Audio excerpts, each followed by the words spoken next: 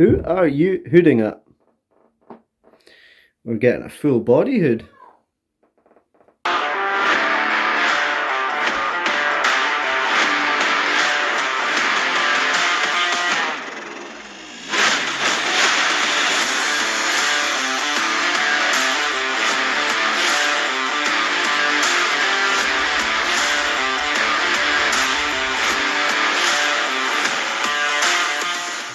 What's up all you cool snakes and neonates? How's it going? I hope you're all keeping well. Creeping up on me there is a very grumpy false water cobra. Are you grumpies? Are you a grumpy silly kiddo? Yes you are. She's grumpy, but she still loves her dad. Can you hear her hissing? She's speaking. She's doing a little shh, shh, shh. Because she is not happy with me at all. Because I put her in that tiny little 4-foot enclosure. If you guys watched the last episode, we got our first sponsor that sent us some wood. That was Rembrandt Timber. They sent us some wood. Hello, pretty face. To transform Shelby's old 5-foot by 3-foot by 3-foot into a 6-foot, and then put our Burmese python in there. Now, when the Burmese python came out of its enclosure, the humidity had an effect on the plywood. When it had come out, it had eaten into the plywood and destroyed through to the second layer of the plywood. So I had to pop her in here, put Hunter into a 6-foot, and now her 6-foot has been getting repaired, sealing up the cracks. And no, you're not going back in. After hissing at me for putting you in there, you're going back in. So sealing up the cracks and re-varnishing it because it was well overdue a varnish, but I only really varnish them when I absolutely have to. So it's been varnished, the smell has disappeared, and it's all good. Now, a high humidity animal came out of there, but she's not a humidity animal at all. She doesn't get any spraying down. So I'm not fussed about her destroying the wood. So that's good, because this is going to be her forever home that she's about to go into. The soggy swimming snake. You soggy! You're so soggy! She's so pretty, it's ridiculous, this snake. I love the false water cobras. They're a rear-fanged, mildly venomous snake. Their venom isn't that medically significant. It could cause bruising, blistering, can make you ill and sick. It all depends on how your body reacts to it. It's the sort of thing that some people will walk off and some people will really have a nasty week from. It just depends how your body reacts to the venom. Bites from these guys are extremely rare. If you are ever bitten by them, it's always a food response, because these guys are the craziest eaters I've ever seen. Which leads me on to my next point. She hasn't eaten in about 2 or 3 weeks, and that is not like her. And that is because of how unhappy she is in this little 4-foot enclosure. A lot of animals, when they're stressed out and unhappy, will protest or will just not want to eat. You guys know how it is when you are really stressed out. There's something going on in your life and you just really can't be bothered eating. Where are you going, chunky monkeys? As you can see, she's not eaten in about 2 or 3 weeks since she's been in there, but she is nice and chunky. There is no weight loss going on here. Come here, you silly sausage. You're going to fall. So she's nice and chunky, so I'm not worried about her not eating. I know it's simply because she is not happy. She's literally huffing. She's sat in her water bowl for the last 3 weeks since she went in this enclosure, because she's being a stroppy little madam. She's been a stroppy little teenager, and she's throwing her toys out the pram because she's been taken out of a giant 5-foot by 3-foot by 3-foot and put in a tiny 4-foot by 1-foot. Way too small for this animal. It was just temporary for a few weeks while the varnish dried in her enclosure. Yes, you are sillies. While the varnish dried in her enclosure, it's now dried, so I've been swapping over the bedding. She's been throwing me a bit of a hiss and things like that. Not really been much hooding, just a little bit here and there. She is wet, as you can see by my hands, because she's been in her water bowl and now she's gone over my shoulder and making me all nice and soggy. So thank you very much there, Shelby. So the enclosure used to look like this. It wasn't very good. The varnish was rubbish. So with a lick of varnish, so I cut down her beautiful tree trunk and threw it in there, and now it looks like this.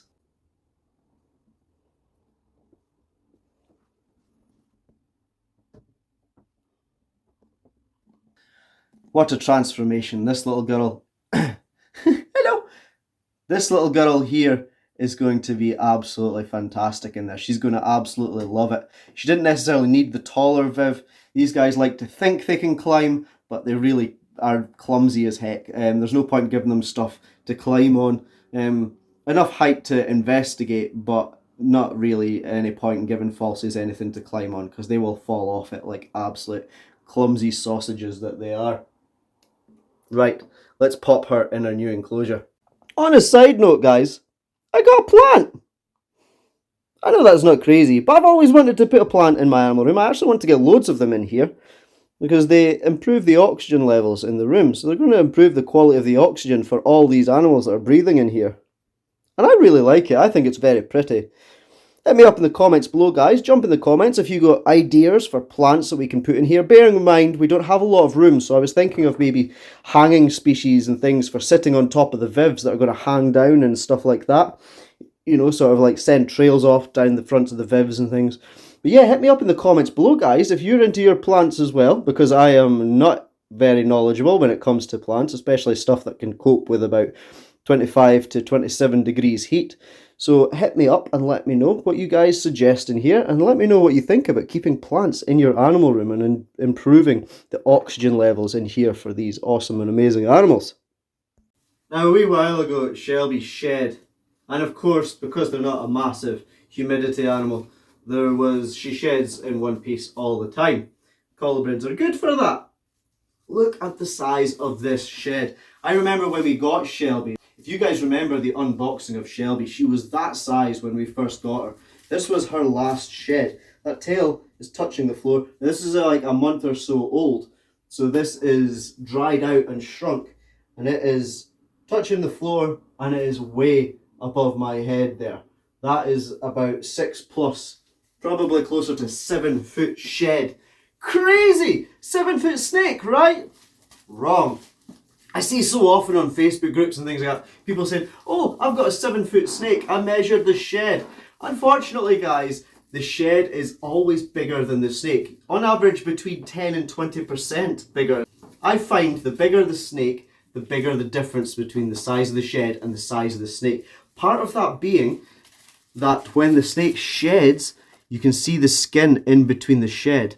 So this shed is stretched out. If you have a look at your snake, you can't see the skin in between the scales.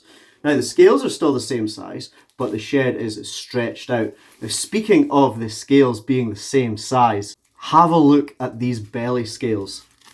Look at the size of these belly scales next to my finger. They are the same thickness as my little finger. They're very close to being as fat as my chubby little fingers there. Look at that.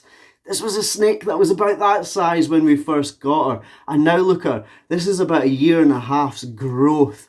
I have never seen such growth in a reptile. Not even in Hunter, the Burmese python. These guys are very fast growers. And this is becoming a very big snake. So that's why she's in a 6-foot enclosure. I find with colubrids especially, you need to supply a bit of extra space because they are active. They are very active animals. Yeah, that's why she is in a giant 6-foot enclosure. She's going to look not too big in there, but it's going to give her enough space to stretch out, to roam around and be happy. And I'm not too great at making the Vivs pretty, but I do my best, and that is a stunning bit of wood in there. So she has that bit of wood. That's Shelby's wood, that's Shelby's Viv, and that's her in there forever, which is a fantastic feeling to have an animal go into a forever home. Great stuff, guys.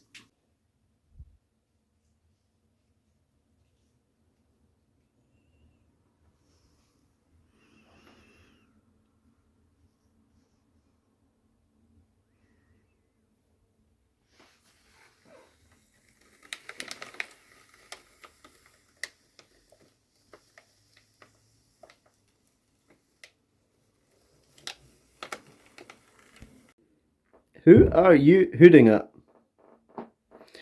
We're getting a full body hood. Who are you hooding at, my dear?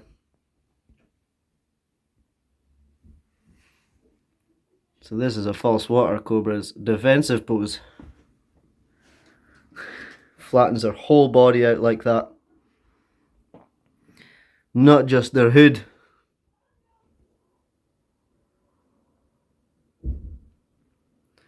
I obviously gave her a scare as I walked in the room there. She's exploring new surroundings. She is not in the mood to be messed with.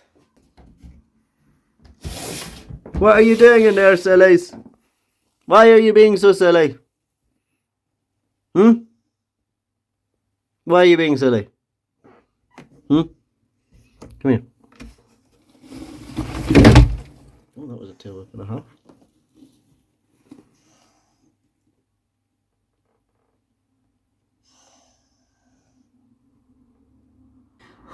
That was some tail whip and a half there, wasn't it, guys? So she's been in there for a few days now. She's actually been there for about a week now, in a couple of days. She's settling down nicely. I think she was a bit cranky from all the moving around. I think she's going into shed. She looks like she's going into shed. And of course, she's in a new enclosure that Hunter was in before. Remember, these guys are snake eaters, and parts of that Viv will still smell like Hunter. So she's probably a bit uneasy smelling the other snake that's been in there as well. However, after about 3 weeks of not eating because she was huffing in that small enclosure, let her settle down for a couple of days and that, and offer her a mouse. And this is what happened. As you can see, she's a little bit slow. She's a little bit hesitant at going for that rat. She's thinking about it. She's weighing up whether or not she should eat it, whether she should forgive her dad, and then she's going to pounce on it. There you go. So woohoo! She ate in the end. Absolutely fantastic news, guys. What a nugget of a snake. I did say they were very special snakes. She's something else. So I hope you guys all enjoyed that. As always, comment below, hit the like button on the video. You can subscribe through my ugly mug right there. You can watch a playlist right there, or there'll be a random video selected for you right there from me, Shelby, and the rest of the gang. Take it easy, guys. Peace.